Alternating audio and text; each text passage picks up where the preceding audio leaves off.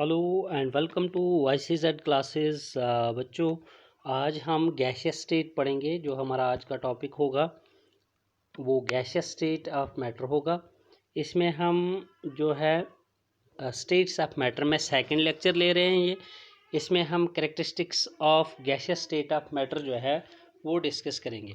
ठीक है, तो जैसे कि आपको स्क्रीन के ऊपर दिख रहा है गैसियस स्टेट ऑफ मैटर, या सिंपली हम इसको बोलेंगे गैसियस स्टेट। ठीक है, तो इसमें बेटा हम क्या क्या बताएंगे आप याद रखिए। ए substance is said to be in gaseous state if it boils at a temperature less than room temperature।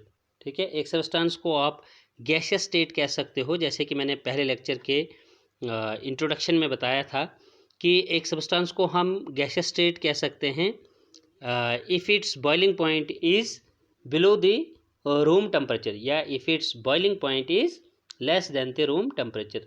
ठीक है, तो इसके बाद बेटा यहाँ पे आप याद रखेंगे इसके कुछ characteristics of gaseous state of matter. तो सबसे पहला जो कैरेक्टरिस्टिक यहाँ पे आपको देखने को मिल रहा है कि in gases the intermolecular forces are weak या वीकेस्ट। ठीक है, कि इंटरमॉलिक्यूलर फोर्सेस जो होती हैं यहाँ गैसियस स्टेट ऑफ मैटर में वो वीक काइंड की होती हैं। इस तरह से, इस वजह से कि गैसियस स्टेट ऑफ मैटर के जो कॉन्स्टेंट पार्टिकल होते हैं, गैस के जो कॉन्स्टेंट पार्टिकल होते हैं, वो आपस में फार अपार्ट होते हैं। ठीक है, आपस में एक दूसरे से दूर होते हैं। इस वजह से इनकी बीच जो इंटरमॉलिक्यूलर फोर्सेस होती हैं गैसियस पार्टिकल्स में, वो वीक होते हैं, इंटरमॉलिक्यूलर फोर्स। दूसरा कैरेक्टरिस्टिक फीचर जो है वो हमको ये देखने को मिल रहा है कि गैसेस या gaseous state of matter is highly compressible. जो गैसेस होती हैं उनको हम एज़ कंपेयर टू सॉलिड और लिक्विड जो है सबसे ज़्यादा कंप्रेस कर सकते हैं। मान लीजिए कि ये एक कंटेनर है, इसमें कोई गैस हमने फिल की हुई है, और अगर हम यहाँ पे बेटा अगर इसका वॉल्यूम कोई सपोज़ कीजिए इतना स्पेस ये ऑक्यूपाई कर रहे हैं, इतना वॉल्यूम ऑक्यूपाई कर रही हैं ये गैसेस कंटेनर के अंदर, और अगर हम एक्सटर्नली यहाँ पे पिस्टन अप्लाई कर देते हैं, और इस पिस्टन को जब हम अप्लाई करेंगे तो यानी कंप्रेस करेंगे यहाँ पर इस गैस को, तो इसका वॉल्यूम जो है वो डिक्रीज़ हो जाएगा। तो कहने का मतलब ये है कि on applying piston, that means by applying pressure on a system of gas, the volume of the gas decreases and it can be said that the gas can be compressed. कि गैस को हम इस तरह से pressure apply करके by the application of piston उसको हम compress कर सकते हैं। तो आपने जनरली याद रखना है कि गैसेस जो हैं दे आर हाईली कंप्रेसिबल। इसलिए हाईली कंप्रेसिबल हैं कि गैस के जो कॉन्स्टेंट पार्टिकल होते हैं वो आपस में एक दूसरे से ज़्यादा दूर दूर होते हैं, फार अपार्ट होते हैं, और जैसे ही हम कंटेनर में मौजूद गैसेस को पिस्टन यूज़ करके कंप्रेस करते हैं तो ये पार्टिकल्स क्या हो जाते हैं बेटा, एक दूसरे के क्लोज आने, मतलब एक दूसरे के नज़दीक आने शुरू हो जाते हैं, पास पास आने शुरू हो जाते हैं ये। ठीक है, तो इसी मतलब अगर हम इसी प्रॉपर्टी यानी कंप्रेसिबिलिटी प्रॉपर्टी को सॉलिड्स और लिक्विड्स में देखेंगे तो सॉलिड्स में तो हमें कंप्रेसिबिलिटी जो है वो नेग्लिजिबल दिखती है। ठीक है, कि यहाँ पर कॉन्स्टेंट पार्टिकल सॉलिड्स में तो बिल्कुल क्लोज होते हैं। ठीक है, तो यहाँ पर नेग्लिजिबल कंप्रेसिबिलिटी है सॉलिड्स में। लिक्विड में हम थ्योरेटिकली कहते हैं कि due to the presence of certain और you can say small gaps between the constant particles of liquid state, it can be imagined that the liquids can be compressed a little bit, but बेटा practically हम देखेंगे तो liquids को भी हम उतना compress नहीं कर सकते हैं। हाँ, अगर हम गैस की बात करते हैं, गैसियस स्टेट की बात करते हैं, तो गैसियस स्टेट या गैस के जो पार्टिकल्स होते हैं वो चूँकि एक दूसरे से काफ़ी ज़्यादा दूर होते हैं और उन्हें हम कंप्रेस कर सकते हैं। नेक्स्ट कैरेक्टरिस्टिक फीचर है gases exert pressure equally in all direction. Suppose कीजिए कि यहाँ पर आप कंटेनर लिए हुए हैं, फिर से कुछ गैसेस ली हुई है आपने, कोई गैस ली है आपने कंटेनर के अंदर।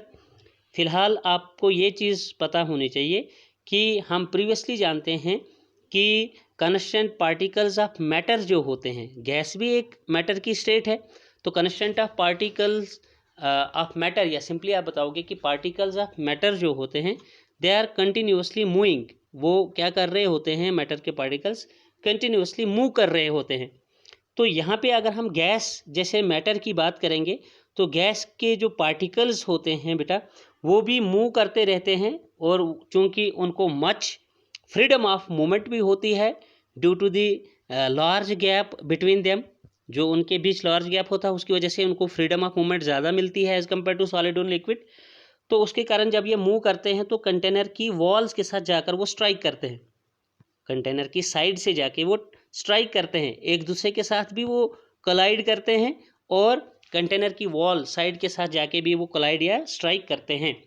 तो इसी स्ट्राइक होने से यहाँ पे माना जाता है कि ये जो गैस या गैसियस पार्टिकल्स या गैसेस हैं वो प्रेशर बनाती हैं कहाँ पे, वॉल्स ऑफ द कंटेनर पे, और इक्वली इन ऑल डायरेक्शंस। ऐसा नहीं है कि गैस के पार्टिकल जो है किसी पर्टिकुलर डायरेक्शन में ही आके जो है वो मूव करते हैं, बल्कि हम यहाँ पर बोल रहे हैं कि they move in all possible directions. ठीक है, वो इधर भी जा सकते हैं, इधर भी जा सकते हैं, इधर भी जा सकते हैं, और इक्वली जा सकते हैं। ठीक है, इन ऑल पॉसिबल डायरेक्शंस। तो ये भी एक कैरेक्टरिस्टिक फीचर है गैसेस का। Gases exert pressure equally on the walls of container and in all directions. Next है बेटा, gases have much lower density than solids and liquids. Density क्या होती है? Density is equal to mass by volume ratio of a substance, you can say. Mass volume ratio को हम density कहते हैं, किसी भी चीज़ का मास और वॉल्यूम कितना है उसे हम डेंसिटी कहते हैं। और हम ऐसे यूजुअली डेंसिटी को कहते हैं कोई चीज़ कितनी हैवी या कितनी लाइट है। हैवीनेस और lightness of a substance also means the density. तो बेटा अगर हम इसकी बात करेंगे तो ये गैसेस जो होती हैं या गैसियस स्टेट ऑफ मैटर जो है इसकी डेंसिटी कम होती है, इस वजह से कि यहाँ पार्टिकल क्या होते हैं, आपस में ज़्यादा दूर होते हैं गैस के केस में। तो अगर हम सॉलिड और लिक्विड में देखेंगे तो वहाँ पार्टिकल क्लोज होते हैं, वहाँ पे बहुत ज़्यादा पार्टिकल जो है वो एसोसिएट होते हैं सॉलिड लिक्विड्स में। तो लिहाजा अगर हम उनकी डेंसिटी को कंपेयर गैस के साथ करते हैं तो तीनों में से सबसे कम डेंसिटी वाली स्टेट ऑफ मैटर जो है वो गैसियस स्टेट मानी जाती है। यानी गैसेस की जो डेंसिटी है वो सॉलिड्स और लिक्विड्स के मानिंद बहुत कम होती है। नेक्स्ट कैरेक्टरिस्टिक फीचर है the volume and shape of gases are not fixed. हाँ, ये भी फिक्स नहीं है कि जो गैस का वॉल्यूम है, ठीक है, और गैस की शेप है, ये एक ऐसी स्टेट ऑफ मैटर है जिसकी ना तो शेप, ना तो साइज, ना तो वॉल्यूम जो है वो फिक्स्ड है। सपोज कीजिए कि अगर आप 1 ग्राम ऑफ गैस को अगर आप 1 लीटर वॉल्यूम कंटेनर में डालते हैं वहाँ पर भी ये इंसर्ट होगी, और अगर इसी को आप सेम क्वांटिटी को अगर आप एक 5 लीटर या 10 लीटर वाली कैपेसिटी के कंटेनर में भी डालते हैं तो वो स्प्रेड होके उसको भी ऑक्यूपाई कर सकती है। तो इसका कोई फिक्स्ड वॉल्यूम जो है, इसकी कोई फिक्स्ड शेप जो है, जिस तरह की ये सॉलिड्स की हुआ करती है वैसी यहाँ गैस में हमको देखने को ये प्रॉपर्टी नहीं मिलती है। दैट इज़ वाई वी से here in characteristic number 5 the volume and shape of the gases are not fixed. next characteristic feature है gases का बेटा, gases mix evenly and completely in all proportions without any mechanical aid. तो gases की अगर यानी इस property को हम कहते हैं बेटा डिफ्यूजन। क्या कहते हैं इसको हम? डिफ्यूजन। आप ऐसे भी बोल सकते हो 6th कैरेक्टरिस्टिक्स में gases diffuse highly as compare to the solids and liquids. मतलब जो मिक्सिंग प्रॉपर्टी है किसकी? Gaseous state of you can say matter की, तो वो सबसे ज़्यादा पाई जाती है as compare to the solid and the liquid state of matter. ठीक है, gases have highest rate of diffusion, you can say highest rate of diffusion इनका होता है as compare to the solid and liquid states of matter. तो ये थे बेटा कुछ गैसियस स्टेट ऑफ मैटर के कैरेक्टरिस्टिक्स जो कि आप अपनी कॉपी पे लिख सकते हो। Characteristics of the gaseous state of matter इसका टॉपिक ठीक है, characteristics of the gaseous state of matter, और वो हमने आपके साथ डिस्कस किए। उसके बाद जो हमारा नेक्स्ट टॉपिक रहेगा आज का, measurable properties of gases. Measurable properties of gases का क्या डेफिनेशन होगा बेटा? तो सिंपली हम बताएंगे यहाँ पर, the physical properties which are required to define the state of a gas completely. जो फिजिकल प्रॉपर्टी हम यूज करते हैं किसको? किसी भी गैस का फिजिकल स्टेट कंप्लीटली बताने के लिए, डिफाइन करने के लिए, ठीक है। तो उन प्रॉपर्टीज को, उन फिजिकल प्रॉपर्टीज को हम क्या कहते हैं? मेजरेबल प्रॉपर्टीज कहते हैं। मैं फिर से बता रहा हूं, the physical properties which are required to define the state of a gas completely, and one thing more बेटा इसमें, and change in any one of these properties can affect the value of the other physical quantities, so such properties are known as measurable properties of gas. या तो आप इस तरह से बताएंगे, या फिर आप बताएंगे सिंपल वर्ड्स में, the properties which can be measured, the properties of the gases which can be measured are known as measurable properties of gases. Such as example आप बताएंगे यहाँ पे, मास मेजरेबल प्रॉपर्टी है, ठीक है, वॉल्यूम मेजरेबल प्रॉपर्टी है, pressure measurable property of gas है, and similarly temperature measurable property of gas है। सो आपने याद रखना है बेटा, जिन गैस की प्रॉपर्टीज़ को हम मेजर कर सकते हैं उन्हें हम मेजरेबल प्रॉपर्टीज़ कहते हैं, जैसे मास है, वॉल्यूम है, प्रेशर है और टेम्परेचर है।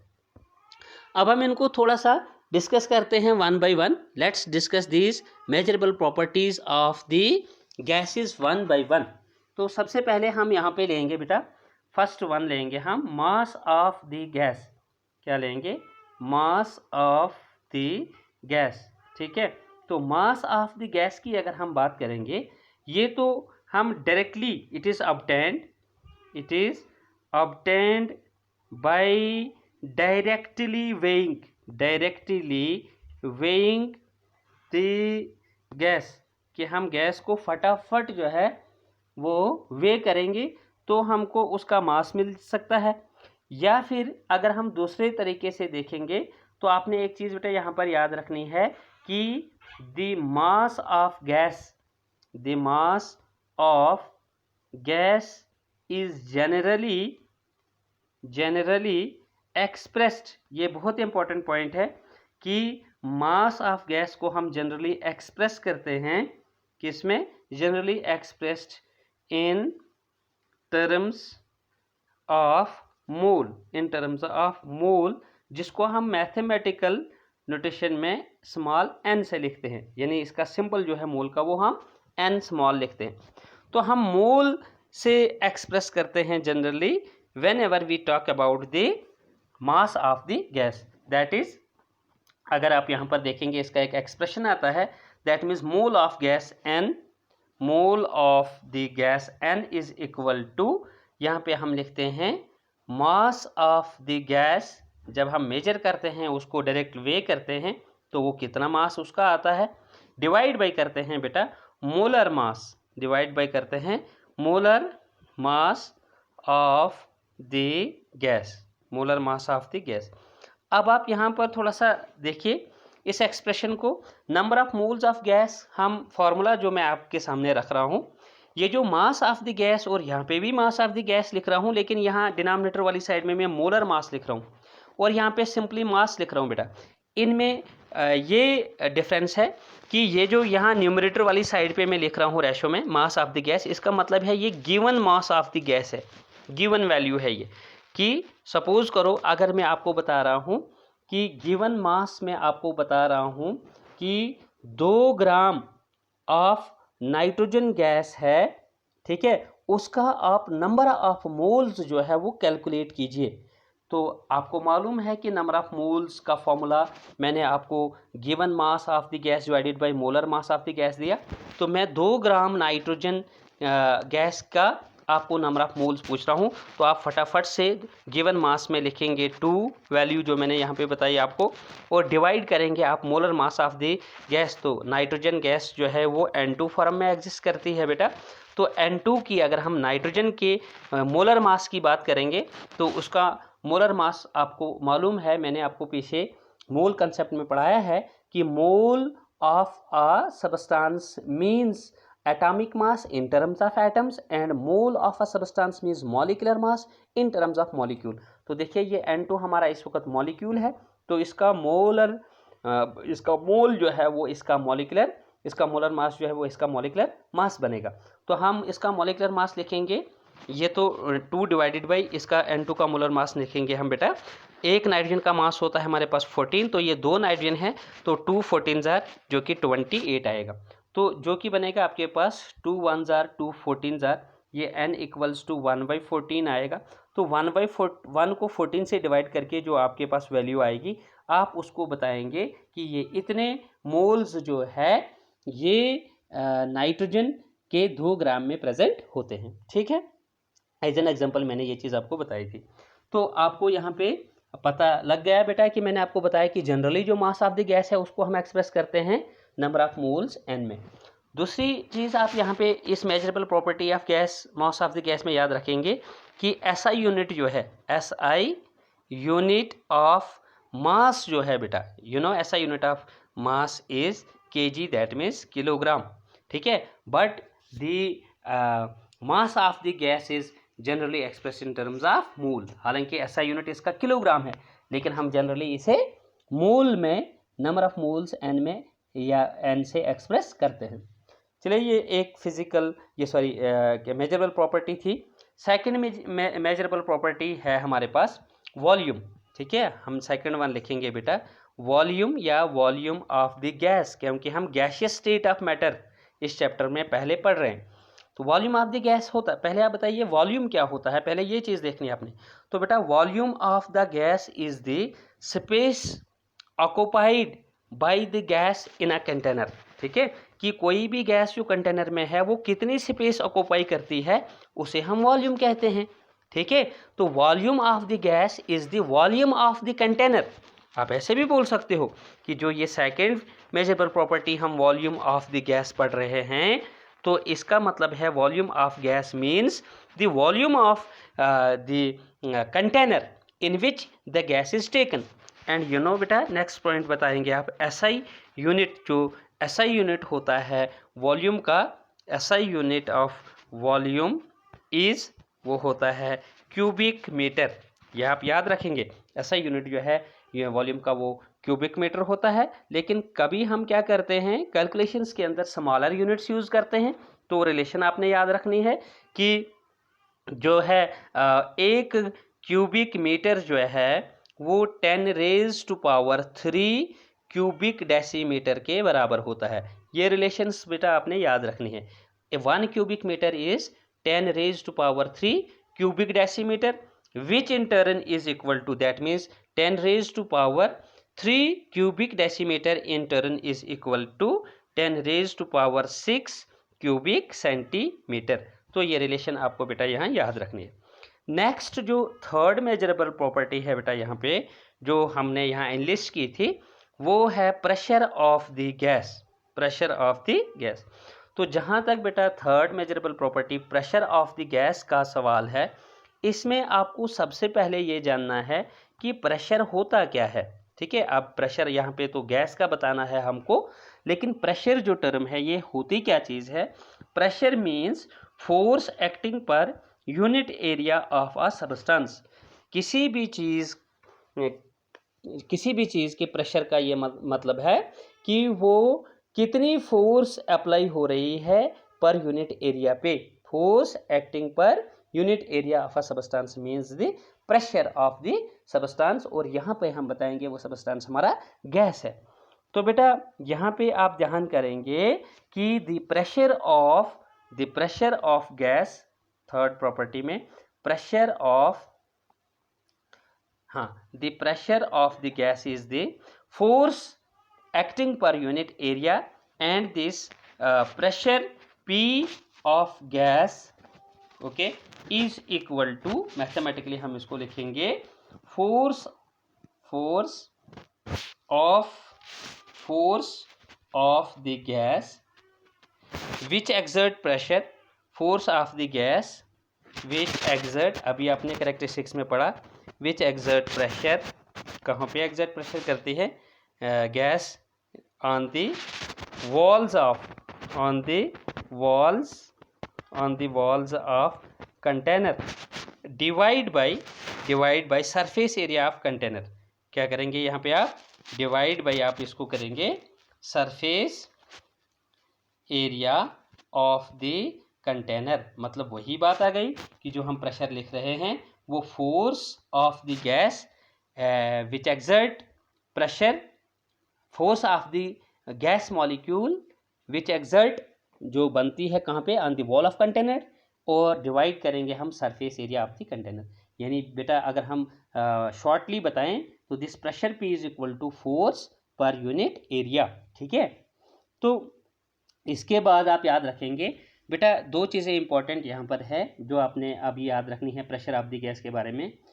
हम यहाँ पर लिख रहे हैं एसआई यूनिट ऑफ प्रेशर। क्या लिख रहे हैं, मैं आपको बता रहा हूँ कि SI unit of pressure is, SI unit of pressure is, जिसे आपने सुना होगा कि हम इसे पास्कल कहते हैं। SI unit of pressure is pascal, लेकिन यही पास्कल की जो वैल्यू है बेटा ये होती है न्यूटन। जैसे अगर मैं जो हमारे पास रिलेशन है pressure is equal to force per unit area, ठीक है, तो हम यहाँ पर लिखेंगे इसका फोर्स का लिखेंगे न्यूटन, ठीक है, और एरिया का हम लिखेंगे स्क्वायर यूनिट यानी स्क्वायर मीटर, क्योंकि मीटर जो है हमारे पास एसआई यूनिट है डिस्टेंस लेंथ का, तो एरिया स्क्वायर यूनिट में होता है, तो हम यहाँ स्क्वायर मीटर बनाएंगे।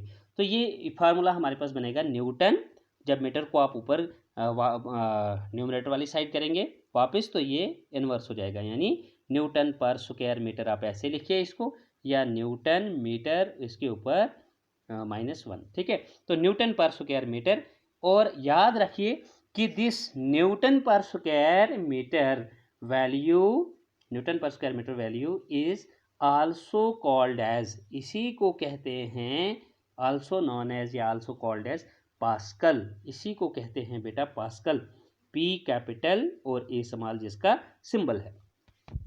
अब यहाँ पर देखिए ये तो एसआई यूनिट रहा इसका पास्कल, जिसको न्यूटन पर स्क्वायर मीटर बोलते हैं।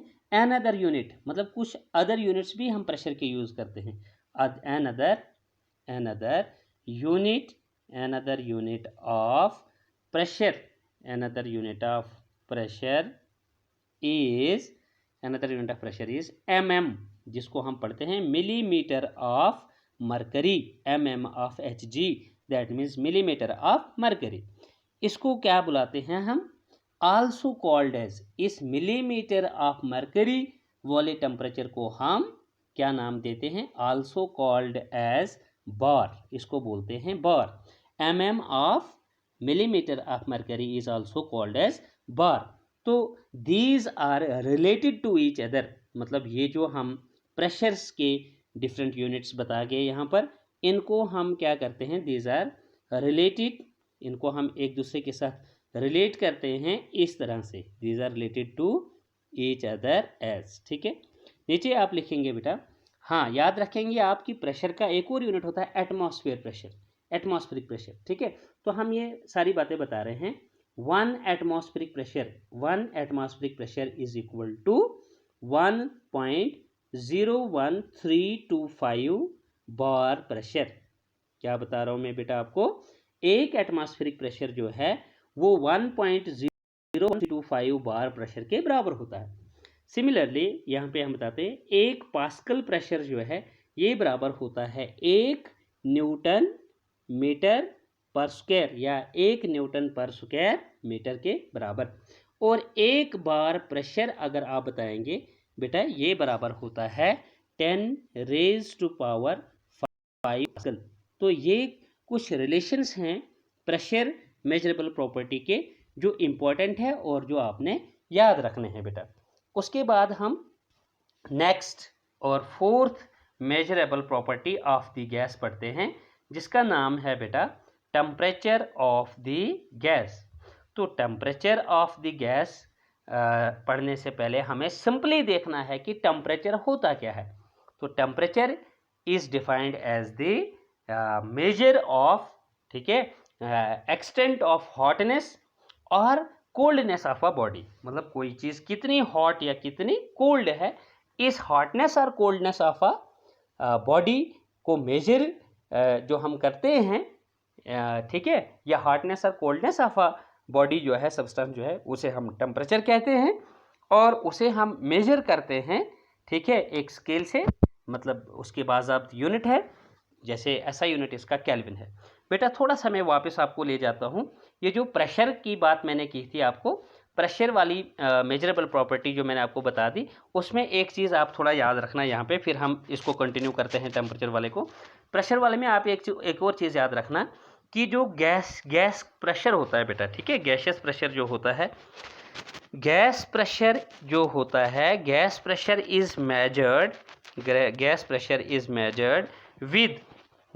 Is measured with manometer. ये बहुत इंपॉर्टेंट चीज़ है बेटा।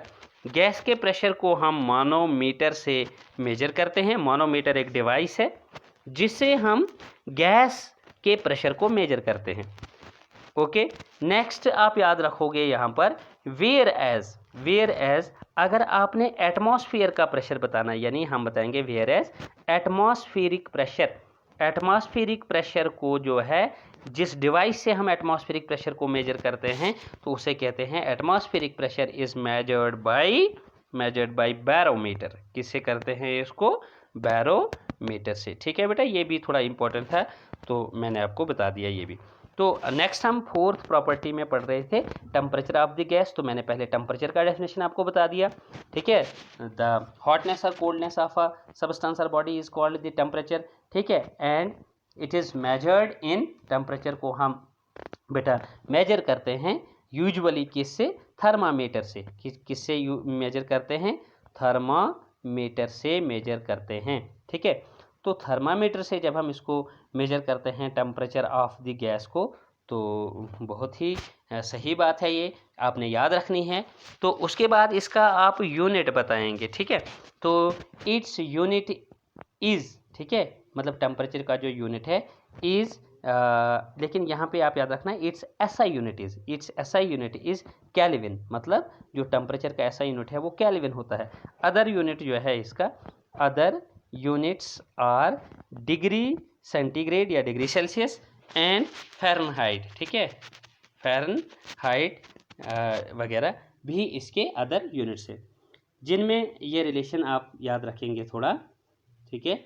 जस्ट अ मिनट, क्या रिलेशन याद रखेंगे बेटा? सपोज करिए कि अगर आपने टेम्परेचर केल्विन से कहाँ पे चेंज करना है, डिग्री में चेंज करना है, डिग्री सेल्सियस में या फिर फ़ारेनहाइट में, तो these temperature units are related to each other as, ठीक है।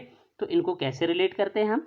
आपने याद रखना है बेटा, जो 0 डिग्री सेल्सियस टेम्परेचर होता है, मैं फिर से बता रहा हूँ, 0 डिग्री सेंटीग्रेड या 0 degree Celsius temperature is equal to, आपने याद रखना है, 273 केल्विन के बराबर होता है, या 273 केल्विन बराबर है 0 डिग्री के।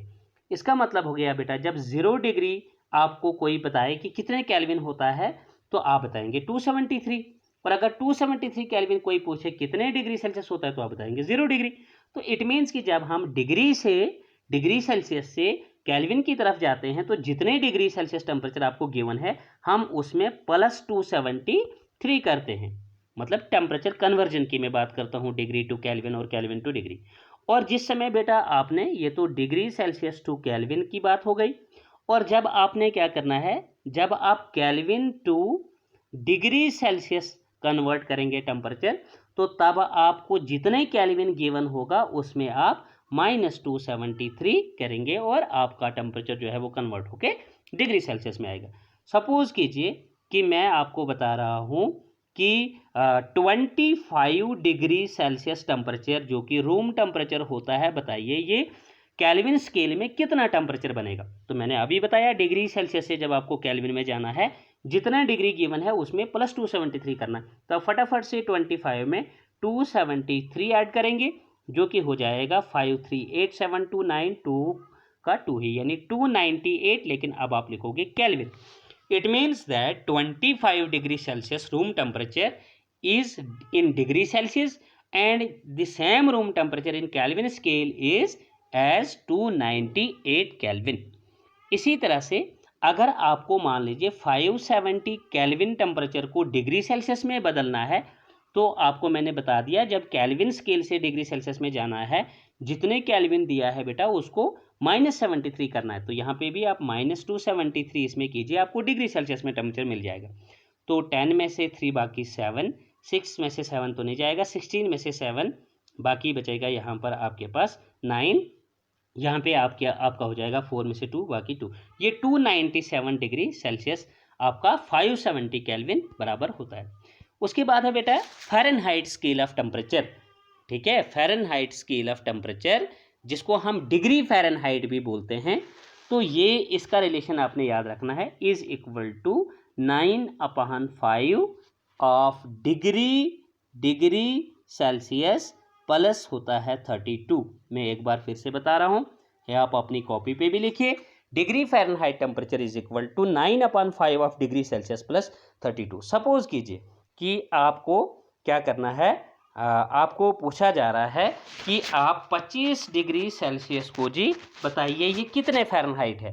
तो बड़ा आसान है बेटा, आप बताएंगे डिग्री फ़ारेनहाइट 25 डिग्री के लिए यूज़ करेंगे इक्वल्स टू 9/5, तो फार्मूले का है, और ऑफ डिग्री सेल्सियस का मतलब है इधर 9/5 को डिग्री सेल्सियस के साथ मल्टीप्लाई है, तो 9/5 मल्टीप्लाई बाई कितने डिग्री सेल्सियस को आपने बदलना है जी फ़ारेनहाइट में, 25 डिग्री को इस एग्जांपल में, तो मल्टीप्लाई बाई 25 और प्लस करना है 32। तो यहाँ पर देखिए 5 1 जार 5 5 जार 25, ये कितना हो गया बेटा, ये बन गया 9 5 जार 45 और प्लस 32 करना है आप, 9 5 जार 45 और प्लस 32, तो 45 प्लस 32 आप यहाँ पे याद रखेंगे, और यहाँ से हमारा ये डिग्री फ़ारेनहाइट वैल्यू थी इक्वल्स टू, ठीक है, 45 आया था हमारे पास प्लस 32, तो ये कितना हो गया, 2 और 5 हो गया आपके पास 7, 3 और 4 हो गया 7, यानी 77। आपको मेरी बात समझ आ रही है, 25 डिग्री सेल्सियस जो है डिग्री फ़ारेनहाइट में, ये 77 डिग्री फ़ारेनहाइट के बराबर होता है। ठीक है, होप कि आपको ये टेम्परेचर कन्वर्जन भी समझ में आ गया होगा। तो बेटा आज के लेक्चर में हम इतना ही पढ़ेंगे, और याद रखेंगे हाँ आपकी इस आज के लेक्चर में हमने characteristics of gaseous state of matter पढ़ा, और उसके बाद हमने मेजरेबल प्रॉपर्टीज़ ऑफ गैसेस पढ़ी। तो आज के लेक्चर में इतना ही, good bye, take care, stay fit and stay safe.